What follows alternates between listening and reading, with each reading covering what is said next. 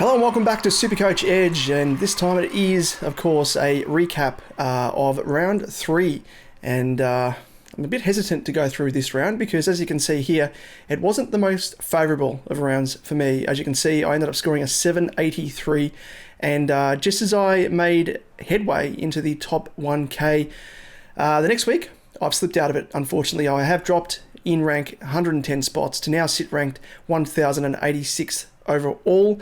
So let's have a look at my team. This is after trades, of course, so I am conscious of the fact that the next game for round 4 starts in 45 minutes as I record this. So I'm going to keep it quick, keep it condensed, so you can see already I've already made my trades heading into round 4. So I'll just go up here, undo changes, so you can see the changes that I had made and the players that I did have in round 3. So I ended up having 9 double game week players in the Stars and Renegades double game week for round 3, and ended up trading out, I probably should say, in terms of for round 3, the guys that I had in my team: Quinton de Kock, Tom Rogers and Zampa. As you can see there, Tom Rogers, good pick, 170 across both games. De Kock came good, 91, really happy with that, but a lot of people had him, as I spoke of for the round 3 recap and round 2 recap and round 3 preview.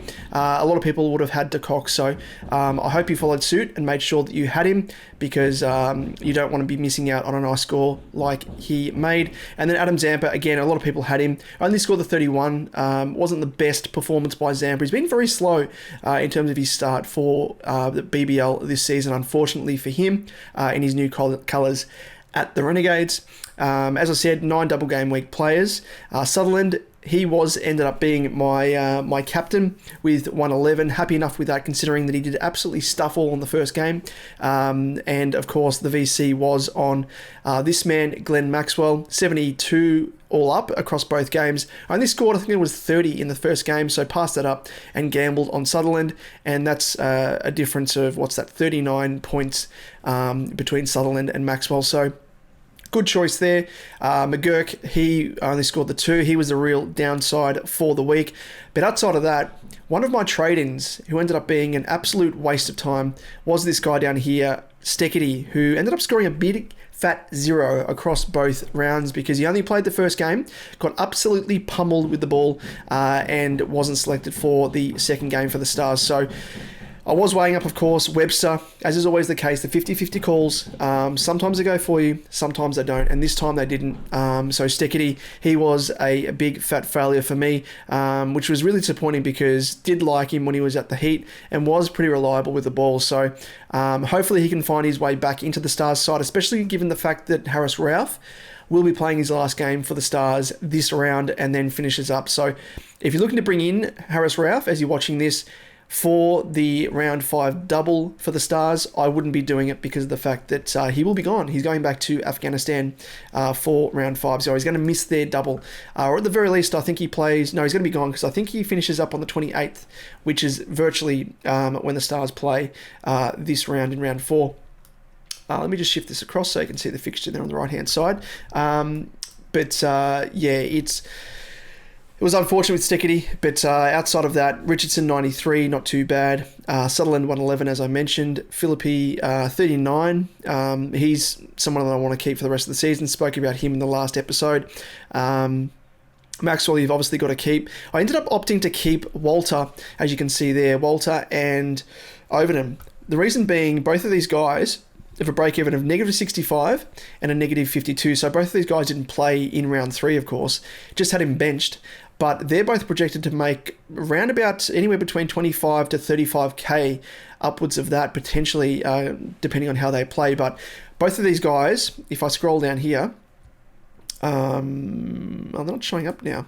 They were showing up for, let me see, but they were among the most traded in players at one stage. Maybe people have seen the light. Who knows? But they were trading in Walter and or Overton because of the fact that they had such a low break even of negative 50, 52 and negative 65. So, you know, if you haven't got them, if you did have them and you've traded them, it's unfortunate. But again, as I always say, you've got to look ahead, you've got to plan ahead. And that's what I kind of did with both of these guys here. So it is pleasing to see both of these guys being on the trade radar for a lot of teams, which means that they're virtually having to, being not being able to bring in an extra Thunder player. So they're one Thunder player less, you'd think, if they're using one of their 3 trades for either one of these 2, or at least they're burning a boost in order to do so. So happy enough with that. Planned it to have 2 strikers ahead of their double that's coming up later in the season, and likewise as well, Walter for the Heat, as they do have a double coming up as well.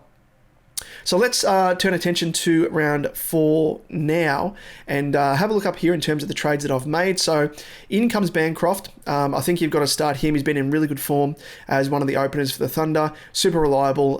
Doesn't go too crazy. He's very sensible with his hitting and strategic, which I really like.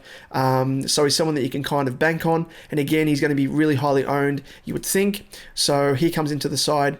Alex Hales as well. He's very, very hit or miss. He's actually 100k on the dot, would you believe? But he comes into the side here for me, and I think again a lot of people will have him, and if he does pop off in one or both of the 2 games that they've got for round 4, you don't want to be not having him and left behind the pack. So again, he's that sort of player, high risk, high reward. So I think he is someone that you've got to have. And then of course a must have even more so is Daniel Sams. Genuine all-rounder, bat bowler, and has been up and down. Slow start to the year, but actually performed quite well on the, I was going to say weekend, but on the round that we've just played, round 3. So we'll just go cancel there. And Sams ended up scoring a 155 on a single, would you believe? Hales a 60 and Bancroft 85.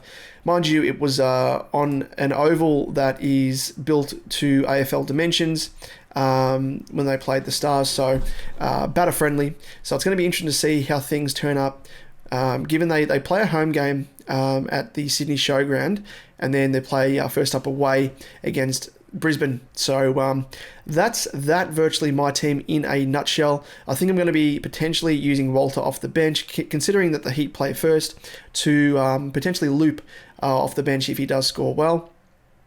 Again, I'm not too sure. I might change up and keep potentially someone like a De Kock maybe, instead of getting rid of De Kock, and maybe get rid of McGurk, because I do have the funds to do it. So I'll look closely at that, or maybe keeping Zampa. Trouble is with Zampa, his break-even is quite high. Rogers, I would have loved to have kept. He was only in, I think, 11% of teams. He was 4% of teams heading into the round. Someone that I really like and really rate as a bowler, but can bat as well, lower down the order. But I'm a bit undecided. Do I keep De Kock, lower break even, or do I keep Fraser McGurk? So I only really had the one bad game. You'd think, obviously played the double, so maybe 2. But you know what I mean. Like, he was very unfortunate. He went out off the foot of the bowler. Ball was hit down the wicket, and bounced off the bowler's foot onto the stumps, and he was out of his crease, and was thus named as being out. So, his first 2 games to start the season, really good, hard-hitting, power hitter, and I think he's kind of coming into his own. So I do like keeping him, even though his break-even, as I said, is quite high, 88. Could potentially lose up to 15k if he does have a bit of a down game. But even so, if he scores 31, he's going to be going down 15k. So I'm kind of playing the break-evens here, just mindful of the fact that the Scorchers double is coming up, back-to-back double, mind you. So those guys are the ones that you want to jump on, the likes of Hardy, Berendorf, Ty, who else am I missing? And Richo, of course. So all those guys are going to be pretty high in price points. So you want to kind of conserve and play to the break-evens as much as you can. Hence the reason why I've got Overton and Walter, because both of those guys will be playing a big part in that. But also the fact that, you want to be having a bit of cash in the bank, as you can see there, to afford these guys. So keeping that in mind, as I said, Steckity, I'm keeping him. Only reason being that the Stars have the double in round 5. Hoping that he comes back into the team when Harris Ralph goes out. So a lot of people, I imagine, will be trading him. that had him, but he's only in 4% of teams, so he might be a bit of an ultra pod for me. If he comes in, can perform, take a few wickets on the Stars double, that would be super handy just for me to kind of make up a bit of ground that I lost by having Steketee this round. But that is pretty much it. VC and C, I think it's pretty straightforward. Matt Short will be the C. Can't go past him. Probably one of the best all-rounders, if not the best all-rounder in the BBL at the moment. And Daniel Sams, the only genuine all-rounder that you must have in your team from the Thunder as the VC. So that's pretty much where I sit. I'm still considering potentially using a boost to bring in this man right down here, Bo Webster, because his break-even is negative 51. He's projected to make 26.3k if he can make a score of 49 with a negative break-even of 51, as I said. So a lot of that obviously is come off the back of him scoring the 217. If he has a bit of a downer, his break-even will rise, no doubt. But I think in having him on board, because if he was to go up closer to the 200k mark, just again, going back to the point of planning forward, I don't know who I would be trading out apart from potentially Daniel Sams or Bancroft especially, but I'd still need to make up, 17 to 25k in order to afford Bancroft to Webster if Webster goes up gangbusters. So keeping that in mind, I don't know if I'm going to use the boost, but I'll keep you guys posted. You'll obviously see in the next video the round 4 recap and the round 5 preview or trades that I'll be running through. But that's pretty much that. A quick fire episode here because, as I said, conscious of the game starting in 36 minutes. By the time I cut this together, put it up, upload it, probably be 10 minutes before the game starts. So want to try and keep it relevant for those people that like to tune in. Was going to do a live, but ran out a little bit of time and would have loved to have uploaded this earlier, but we had actually an internet outage across the entire day up until 20 minutes ago. So I do apologize for the late upload, but hopefully for those of you that like to tune in and see my moves, this scratches that itch. So until next time, of course, we'll see you, same time, same place. Any comments, feel free to whack them down below. Hit us up on Twitter, SuperCoach_Edge, Facebook. You know the areas, the spots where to find us. And until next time, all the best for round 4, and we'll see you then. Cheers.